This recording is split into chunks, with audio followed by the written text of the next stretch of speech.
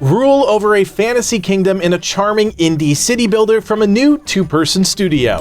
My name is Kodiak, this is Legacy Gaming, and today we're diving into Fabledom to find out if it's worth your time.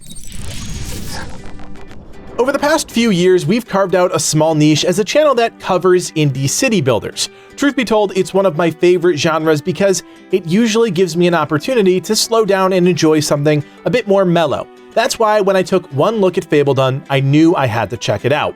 Truth be told, there's a lot you can tell about a game by the way it's presented visually, and at first glance, the charming storybook vibe of Fabledom caught my attention. By no means did I think this game was going to be the in-depth micromanagement city builder I've come to expect from other modern simulation games, but it's that very accessibility that might propel Fabledom to success. But as always, I'm getting ahead of myself. Fabledom is a single-player city builder set in a fairy tale universe. The game is being built with accessibility in mind. Long story short, if you're a casual fan of the genre and you want a casual, relaxing city building experience, this game is for you. The game starts off by selecting a region on a randomly generated map. There is a bit of depth here as each region has slightly different properties, and the fact that everything is set up as a new story from a fairy tale really helps ground you in the fantasy world right off the bat. There are two game modes to choose from at this point in early access: Standard, which I imagine will be how you engage with the combat elements of the game eventually once they're developed, and then Creative, where everything is free and build times don't exist. Two options and very low stakes, which is a theme throughout the game. Once you select your map, it's time to create a kingdom, and what immediately struck me was just how easy it is to get up and running. It's simple, let me be clear, but that's not necessarily a bad thing when you consider that's exactly what the developers were going for. There's a lot of familiar first steps in the game. First you place a laborer's hut, then you build some homesteads, and oh yeah, don't forget your well. It's things we've come to expect from almost every single medieval city builder, and that trend continues as you start to build farms and fields filled with pumpkins, lumber camps to chop down trees, and you get where I'm going here. At almost every turn, Fabledom is familiar, charming, and easy to play. At no point in my experience did I get tripped up or confused, and the game's helpful objective system really helped me stay focused on what I needed to do next to accomplish that next part of progression. What surprised me on more than one occasion were the small, subtle ways that Fabledom manages to carve out its own unique lane amongst its crowded city-building competitors. Nothing groundbreaking, but charming nonetheless.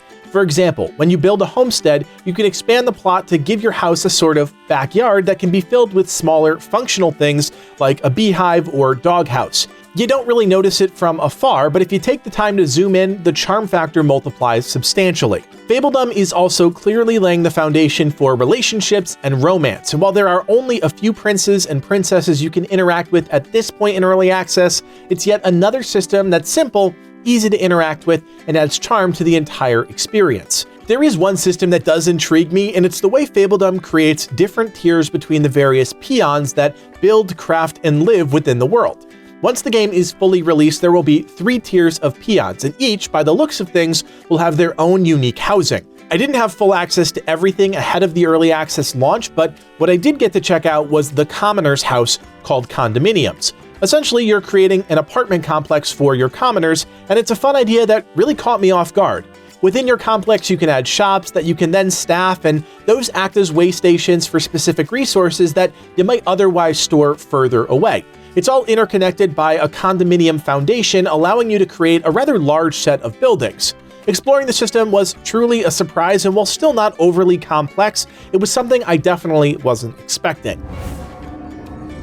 Fabledom's biggest strength is also its biggest weakness: simplicity. Because the game is launching into early access, it's incomplete, and about halfway through developing my city, I was met with a myriad of things coming later pop-ups. That's not a knock on the game. It's an early access title after all. This is to be expected. And I actually appreciate the developers putting placeholders in the game so I know what's coming. But if I were being honest with you all, which is always my goal, let's be clear, there's not enough to keep me hooked in its current state. Sadly, I feel like I've been saying this a lot about early access indie games as of late.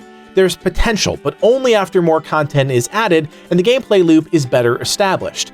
As someone that's played their fair share of city builders over the past 20 years, I also noticed a lack of certain quality of life things that, in my opinion, should really be the standard in the genre. Small things like the ability to relocate buildings or upgrade streets from dirt to cobblestone are just small misses that leave me wanting just a touch more.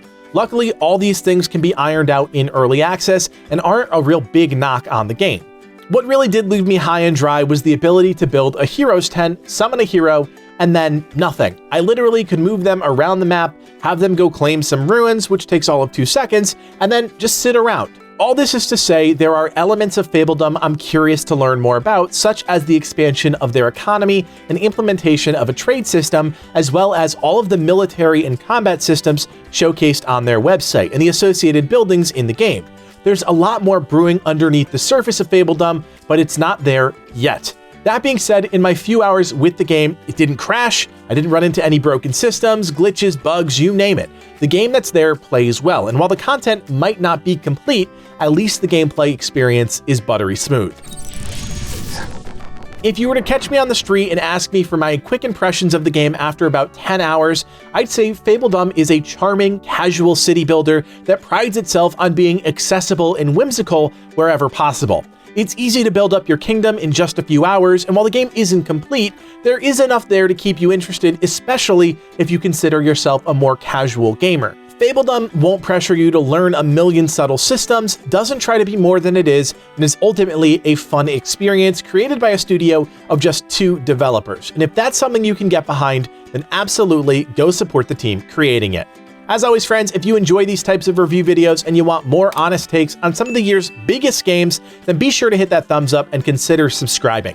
2023 has plenty more in store, so keep it here and never miss a new video. I also want to invite you to the Legacy Gaming community on Discord. We recently revamped our entire server, so if you're looking for a place to hang out, talk about great games, win free prizes, and group up with friends, check out the link in the description below. My name is Kodiak, and from everyone here at Legacy Gaming, thanks for watching, and play on.